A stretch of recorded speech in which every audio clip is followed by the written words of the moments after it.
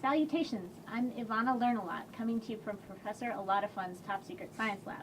I was the professor's very favorite lab assistant, so I know all of his fun secrets. Now, I will share one of his secrets with you people. Today, I'm going to show you how to make water rise without touching it. All you will need is some basic materials and a little knowledge of physics. Before we start, make sure you have an adult to help you with this activity.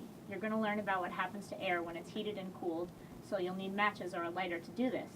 Don't do it on your own, get somebody to assist you in your laboratory. First, grab some modeling clay and use it to stick a candle upright on a saucer. Be sure you have a flat surface to work on so that the candle stands up straight. Also, it's important that your workspace is clear and there isn't anything around that could catch on fire. Then, put a few drops of food coloring into a measuring cup filled with water. I wanted blue water, so I used the blue stuff. Pour the water into the dish until it's almost full. The water should surround the candle in the center, and it should look like this. Next, ask an adult to light the candle.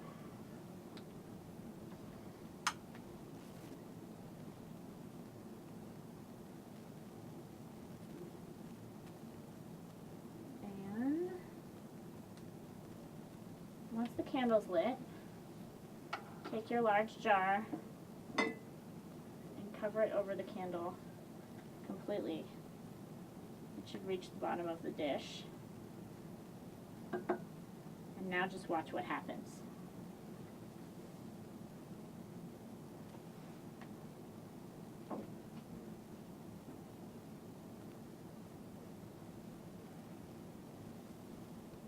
Okay, so you probably found that the flame went out and the jar filled up with some of the blue water from the saucer. You can try this experiment again using 2 candles or even 3 candles. The more candles you use, the more water gets pulled into the jar. Here's why. When the candle is lit, heat from the flame causes air inside the jar to expand. Because the space inside the jar is limited, air gets pushed out as it expands. The bubbles rising under the glass you see after you light your candles are the air escaping the jar.